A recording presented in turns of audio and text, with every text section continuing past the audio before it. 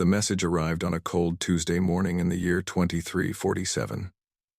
It came through space in ways that human scientists did not fully understand. One moment, every screen on Earth, every radio, every device capable of receiving a signal, displayed the same words. The Galactic Council had found humanity, and they wanted to talk. Ambassador Yuna Park stood in her office in Seoul, reading the translated message for the 10th time. Her hands were steady, but her heart was not. The message was polite.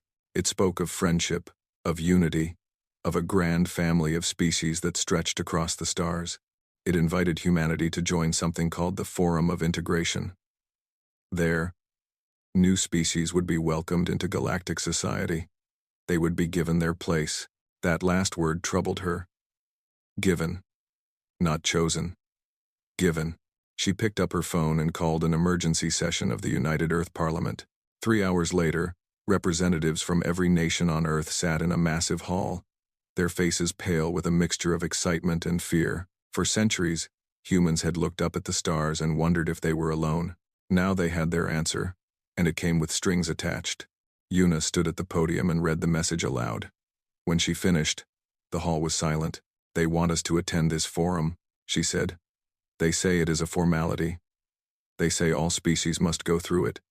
But I have read this message carefully, and I do not like what I see between the lines." A representative from Brazil raised his hand. "What do you mean?" Yuna looked at him. "They speak of assigning us roles, assigning us territories, assigning us resources. They do not speak of negotiation. They do not speak of choice. They speak as if our future has already been decided, and we are simply being told what it is." Murmurs spread through the hall. Far above Earth, on a massive warship called the Horizon's Edge, Fleet Admiral Tae-ho Kim watched the same broadcast. He was a tall man with gray hair and eyes that had seen too many battles. He had spent his life defending humanity from threats on Earth. Now, it seemed, the threats came from much farther away. He turned to his second-in-command, a young officer named Jisoo Han. "What do you think?" Jisoo frowned. "It sounds like a trap, sir. A polite trap, but a trap." Tae-ho nodded slowly. "That is what I think too." Back on Earth, the debate raged for hours. Some representatives argued that humanity should accept the invitation. The Galactic Council had technology beyond imagination. They had knowledge that could solve every problem on Earth. Refusing them seemed foolish, even dangerous. But others disagreed. A representative from Kenya stood and spoke with passion. "They have watched us for who knows how long. They have the power to contact every device on our planet at the same time, and yet, they never spoke to us until now. Why? What changed? What do they really want from us?" Nobody had an answer. Finally, Yuna called for a vote. The question was simple. Should humanity accept the invitation to the Forum of Integration, or should they decline? The votes were counted. The result was unanimous. Humanity said no. Yuna sent the response herself.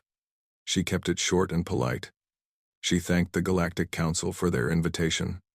She expressed hope for peaceful relations in the future, but she made it clear that humanity was not ready to attend the forum. They needed time to understand what they were being asked to join. She did not expect what happened next. Within hours, another message arrived. This one was different. The polite tone was gone. The Galactic Council expressed deep concern at humanity's decision. They explained that in 50,000 years of galactic history, no species had ever refused the invitation. They strongly urged humanity to reconsider. Yuna read the message and felt a chill run down her spine. It was not a request. It was a warning. She called Admiral Tae-ho on a secure line. "They are not happy." "I saw," Tae-ho replied. "They are used to getting what they want. They do not know how to handle the word no. What do we do now?" Tae-ho was quiet for a moment. "We prepare. If they will not accept our answer, then we must be ready for what comes next." In the weeks that followed, Earth changed. The news of the alien contact spread to every corner of the planet. Some people were afraid. Some were angry. Some simply did not believe it was real. But the governments of Earth worked together in ways they never had before. Old enemies put aside their differences. Resources were shared. Information flowed freely between nations. For the first time in human history, The entire species was united by a single purpose. They did not know what the Galactic Council would do next, but they knew they would face it together. Admiral Tejo began moving ships into defensive positions around Earth, Mars, and the outer colonies. Scientists worked around the clock to study the alien signal, trying to learn anything they could about the technology behind it. Soldiers trained for battles they could not imagine. And in her office in Seoul, Yuna Park stared out the window at the night sky. Somewhere out there, among those countless stars, beings older and more powerful than humanity were discussing what to do about the small blue planet that had dared to say no. She did not know if humanity had made the right choice. She only knew that they had made the only choice they could. They would not walk blindly into a future that others had chosen for them. They would not give up their freedom for promises they did not understand. Whatever came next, they would face it on their own terms. The stars seemed to shine a little brighter that night. Or perhaps it was just her imagination. Either way, Yuna knew that nothing would ever be the same again. Humanity had announced itself to the galaxy, not with submission, but with defiance, and the galaxy had no idea what to do about it. The first envoys arrived 3 months after humanity refused the invitation. Their ship was beautiful in a way that made human spacecraft look like toys. It was silver and smooth, with no visible engines or weapons. It simply appeared near the moon, as if it had stepped out of thin air. Director Minji Choi watched the ship from the command center of Luna Station. She was the head of the Earth Defense Initiative, and she had been expecting visitors. She just had not expected them so soon.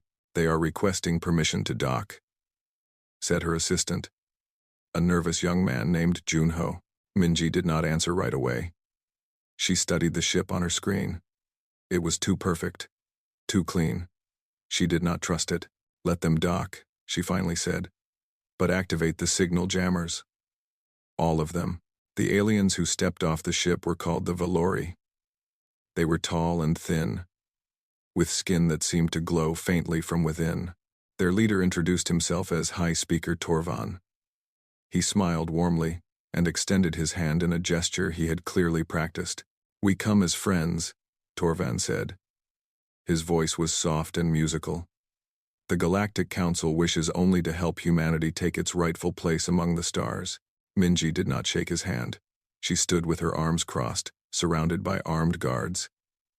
"We already gave our answer. We are not interested in your forum."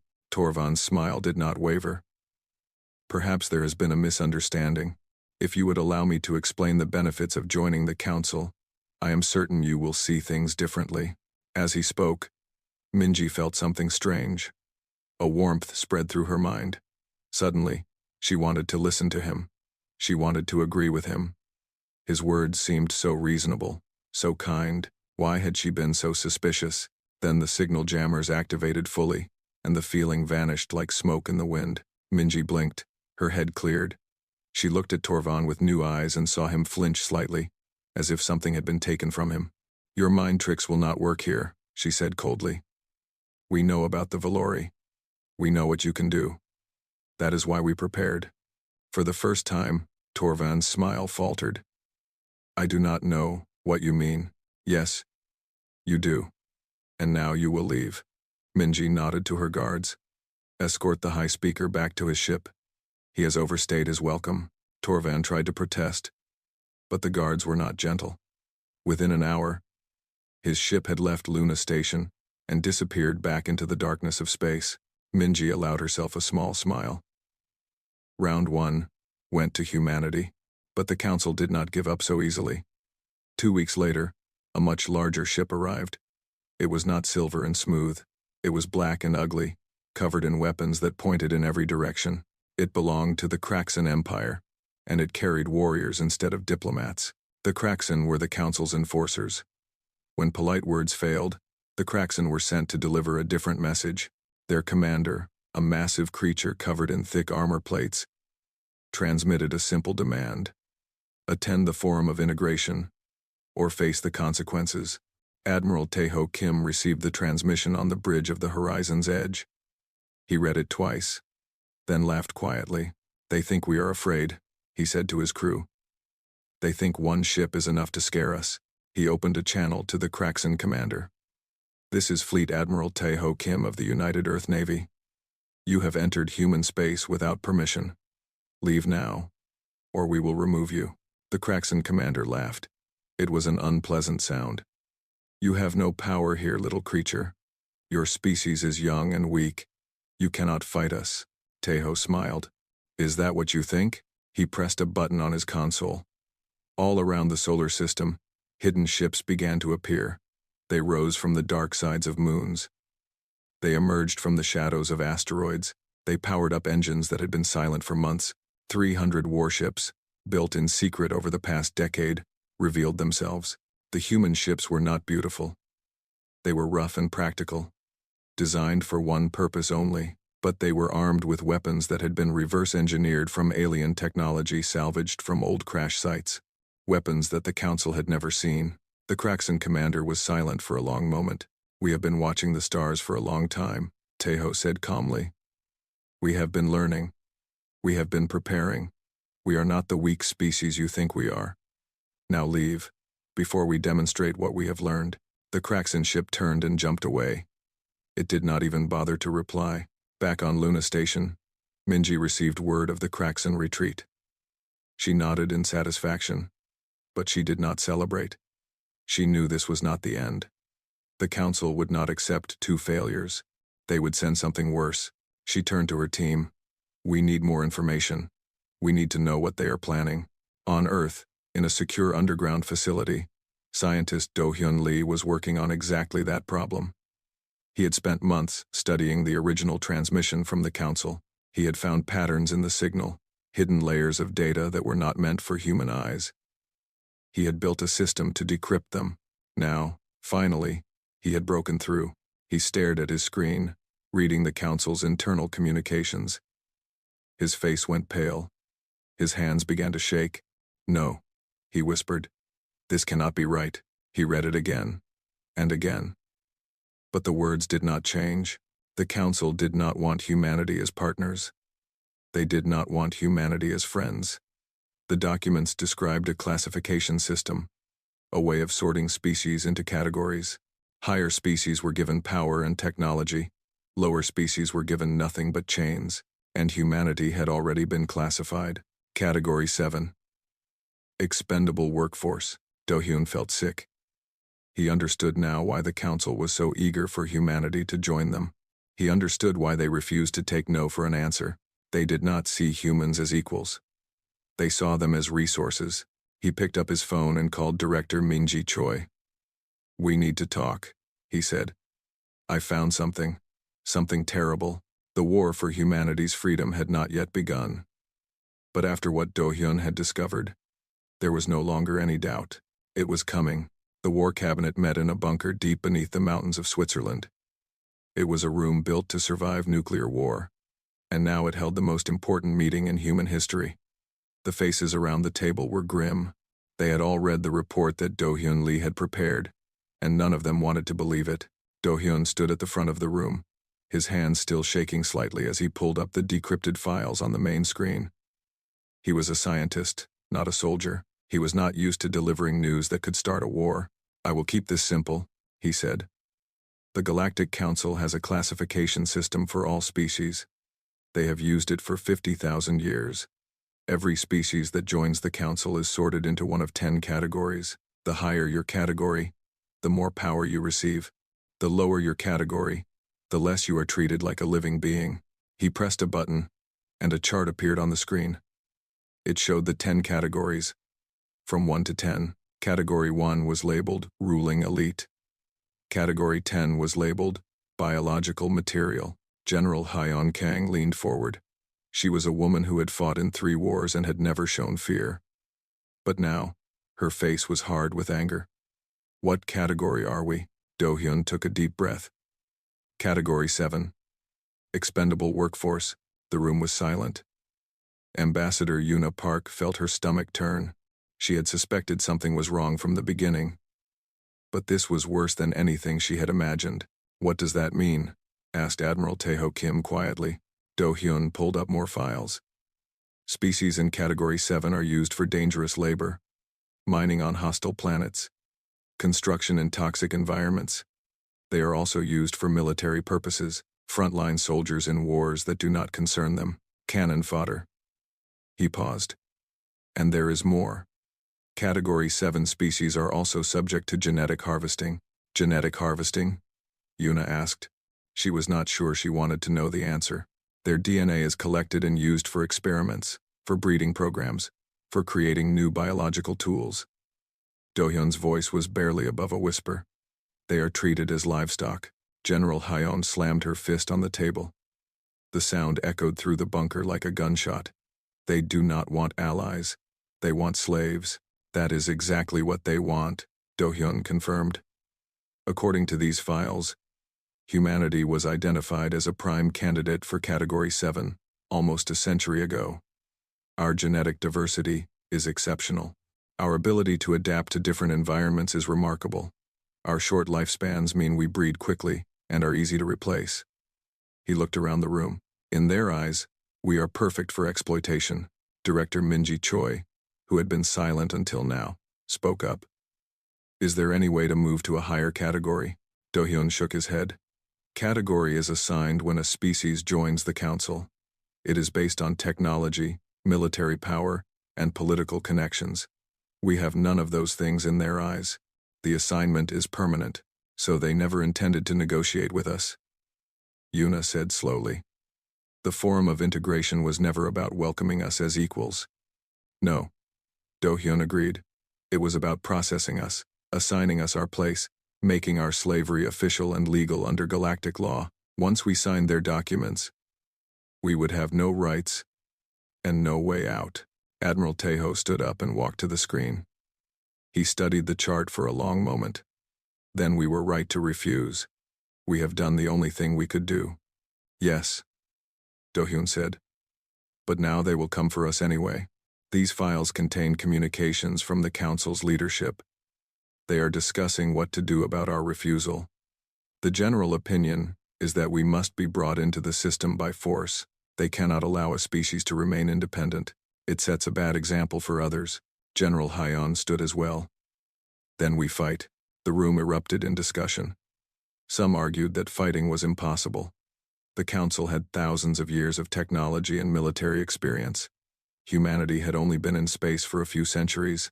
The odds were hopeless, but others disagreed. Admiral Taeho reminded them of the hidden fleet. Minji spoke of the new weapons her scientists had developed. General Hyeon described the training programs that had turned ordinary soldiers into elite fighters. In the end, it was Yuna who made the decision. She stood and raised her hand for silence. We did not choose this war, she said. We asked only to be left alone. We offered peace and respect. They answered with lies and the promise of chains. She looked at each person in the room. I will not lead humanity into slavery. I will not sign documents that turn our children into property. If they want to take us, they will have to take us by force, and we will make them pay for every step. The vote was unanimous. Humanity would resist. In the weeks that followed, Earth prepared for war in ways it never had before. Every factory that could build weapons began building weapons. Every pilot who could fly a ship was trained for combat. The hidden fleet was expanded. New ships were constructed in secret shipyards on the dark side of the moon. And in her office on Luna Station, Minji Choi began reaching out to the shadows. Through the decrypted files, she had found references to other species. Species that had escaped the Council's grasp. Species that had refused integration and survived. They lived on the edges of known space, hiding from Council patrols, fighting a quiet war for their own freedom. Minji sent messages into the darkness. Careful messages. Secret messages. She did not know if anyone would answer. But she had to try. Humanity could not win this war alone. They needed friends. They needed allies. They needed to find others who understood what it meant to be free. And somewhere, in the cold reaches of space beyond the Council's borders, something began to stir. The messages had been received, and for the first time in centuries, the hunted species of the galaxy began to hope again. The humans were fighting back, and perhaps, just perhaps, they would not have to fight alone. The Great Hall of the Galactic Council was the largest structure ever built. It floated in the heart of a dying star, protected by shields that bent light itself. 10,000 representatives from 4,000 species filled its seats, their voices rising in a chaos of languages and sounds. High Chancellor Morvex stood at the center of the hall, his ancient body supported by machines that had kept him alive for 3,000 years. He was not the most powerful being in the room, but he was the most respected. When he spoke, the galaxy listened. Today, he spoke with fury. The humans have made fools of us, he declared. His voice echoed through the hall, translated instantly into every language. They rejected our invitation. They humiliated our envoys. They threatened our fleets. And now, they spread lies about our sacred traditions. The representatives murmured in agreement. Many of them had never heard of humans before this crisis. Now, they hated them. For 50,000 years, the Council has brought order to the galaxy, Morvex continued. We have lifted primitive species out of darkness. We have given them purpose. We have given them meaning. And in return, we ask only for their cooperation, their service, their gratitude. He paused, letting his words sink in. The humans offer none of these things. They offer only defiance, only chaos, only the poison of independence. His voice rose to a shout. They are a threat to galactic stability. They must be brought to heel, or they must be destroyed. The vote was overwhelming. 10,000 voices called for war. The humans had been declared enemies of the Council. Full military subjugation was authorized. Within days, the largest armada in galactic history began to assemble. Ships came from 12 different species, war cruisers the size of cities, carrier vessels holding millions of soldiers, weapons platforms capable of cracking planets like eggs. 10,000 ships in total, carrying enough firepower to burn entire star systems. And at the head of this armada was High Commander Draxos, a Kraxan warrior who had never lost a battle in 400 years. He studied the reports on humanity with contempt. They are children, he said to his officers. They have been in space for only a few centuries. Their ships are primitive. Their weapons are toys. This war will be over before it begins. His officers laughed. They expected an easy victory. They expected to return home as heroes, having crushed another rebellious species beneath their boots. They were wrong. On Earth, Admiral Teho Kim received the long-range sensor data. He sat alone in his quarters on the horizon's edge, studying the numbers. 10,000 ships, 12 species, more firepower than humanity had ever seen. He should have been afraid. Perhaps he was, deep down. But when he looked at those numbers, he did not feel fear. He felt something else, something cold and calm and steady. He had known this day would come. He had prepared for it his entire life. He opened a channel to all human forces.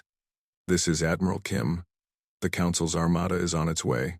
They will arrive in 72 hours. They believe we are weak. They believe we are afraid. They believe we will kneel and beg for mercy. He paused. They are wrong. Across the solar system, human forces moved into position. The Hidden Fleet took up defensive formations around Earth, Mars, and the outer colonies. Ground troops dug into fortified positions on every inhabited moon and planet. Scientists made final adjustments to weapons that had never been tested in real combat. And deep beneath the surface of Mercury, the Aegis Network came online. The Aegis Network was humanity's greatest secret. It was a series of weapons platforms powered by the sun itself. The crown jewel was called the Sun Spear Cannon. It could fire concentrated solar plasma across millions of kilometers, destroying anything in its path. It had taken 20 years to build. Now, for the first time, it was ready. Director Minji Choi watched the activation sequence from her command center on Luna Station. The power readings were off the charts. The weapon was more powerful than even its designers had predicted. If this works, she said quietly, we might actually have a chance. General Haiyan Kang was on Mars, inspecting the ground defenses. Her soldiers were young, but they were determined. They knew what they were fighting for. They knew what would happen if they lost. We will hold this ground, Haiyan told them. No matter what comes through that sky, we will not break. We will not run. We will stand and fight until our last breath. Because we are not fighting for territory or resources, we are fighting for our children, for our future, for our right to be free. Her soldiers cheered. They believed her. They believed in themselves. 72 hours later, the Council's armada arrived at the edge of the solar system. 10,000 ships. Stretching across the darkness of space like an angry swarm, they expected to find a terrified species, ready to surrender. Instead, they found Admiral Taeho Kim's voice crackling across every frequency.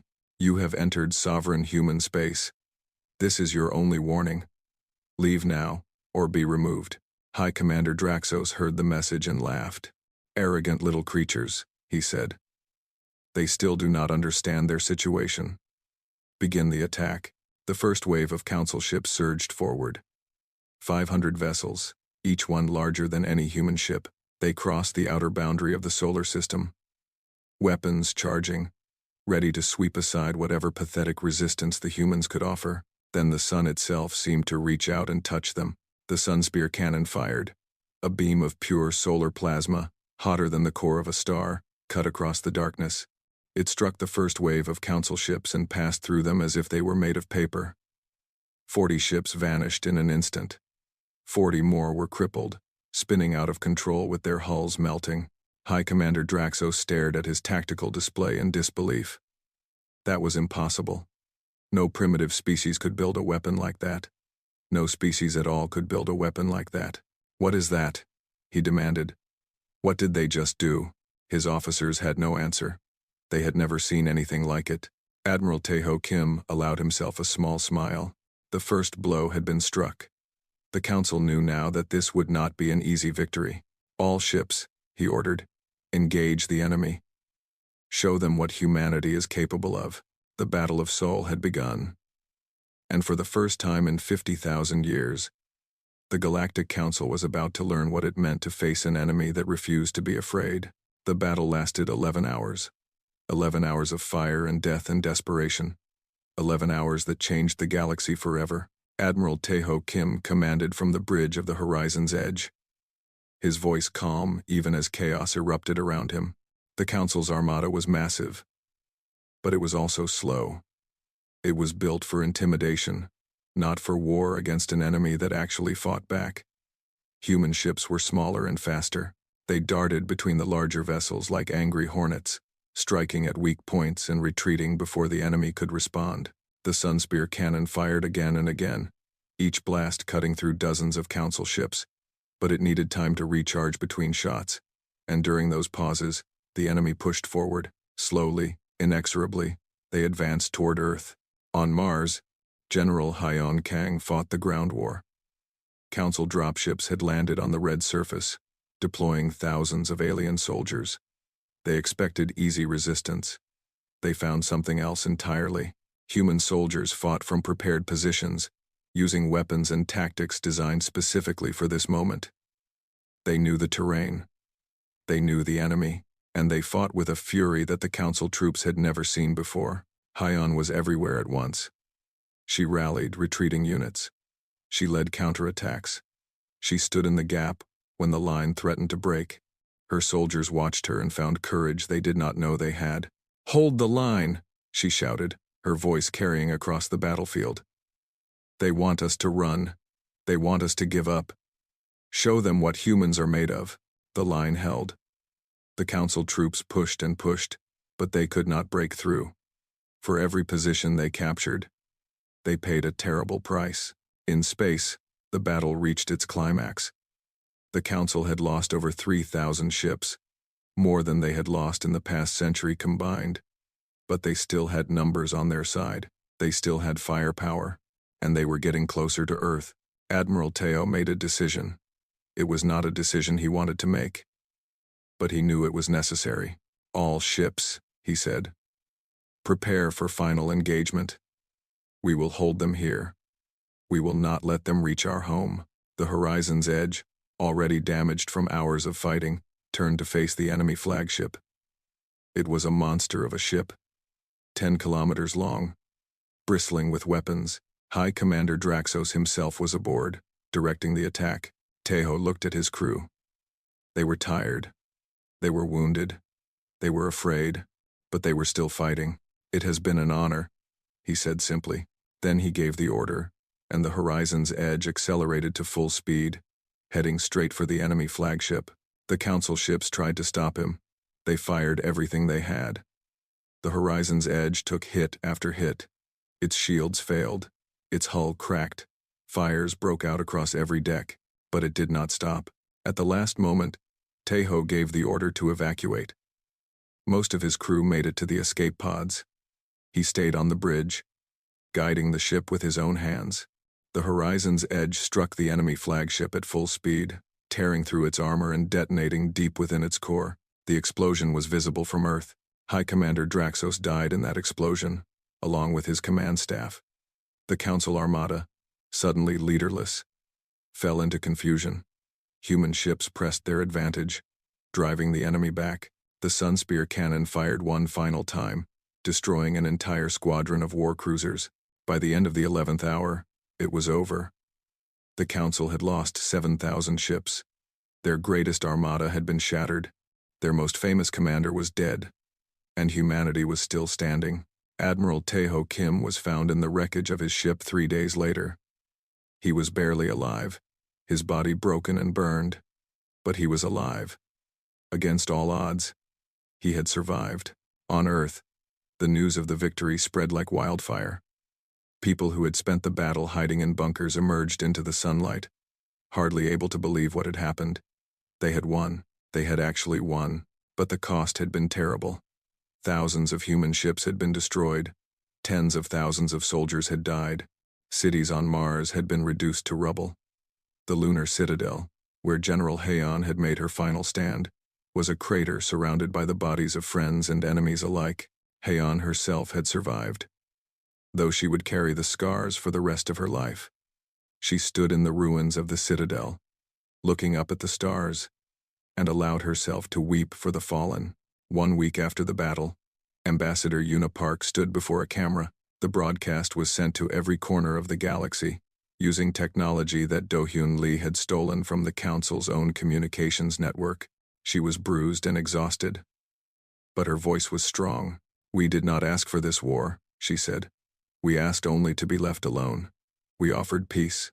We offered respect." The Galactic Council answered with an armada and the promise of chains. She paused, letting her words sink in. Today, that armada is scattered across the void. Their chains are broken, and we are still free. She looked directly into the camera. To every species watching in silence, to every world that has suffered under the Council's so-called integration, hear me now. You are not alone. Humanity stands with you. We have proven that the Council can be defeated. Their power is not absolute. Their rule is not inevitable. If you have the courage to stand up, we will stand with you. Together, we can build something new, something better, a galaxy where every species is free. The message spread across the stars, and in the weeks that followed, the galaxy began to change. 43 species declared independence from the Council. Some were small and weak. Some had been waiting for centuries for a sign that rebellion was possible. They looked at humanity and found hope. Director Minji Choi's secret alliance became the Free Worlds Coalition. Ships from a dozen species gathered in human space, sharing technology and resources. The hidden peoples of the galaxy emerged from the shadows and joined the fight. Do-Hyun Lee continued his work, decrypting more of the Council's secrets. Each revelation turned more species against the old order. The Council's crimes were exposed for all to see. Their moral authority crumbled. And on a bright spring day, in the rebuilt city of Busan, the flag of the Free Worlds Coalition was raised for the first time. It showed a single star surrounded by many hands, reaching toward each other across the void. Admiral Tejo Kim stood beside Yuna Park, Minji Choi, Hyun Kang, and Do-Hyun Lee. They had all paid a price for this moment. They would all carry scars that would never fully heal. But they had won. Not just a battle, but the beginning of a new era. "They wanted us to discuss our surrender," Tejo said quietly, looking up at the flag. Yuna smiled for the first time in months. "We gave them something else to discuss." "What was that?" She turned to face him, and in her eyes was the fire that had carried humanity through its darkest hour. Our terms, the stars above them shone bright with promise. The old order was falling, and, in its place, something new was being born. Humanity had not rejected discussion because they feared it. They had rejected it because they had seen the trap and chosen to rewrite the rules instead, and the galaxy would never be the same again.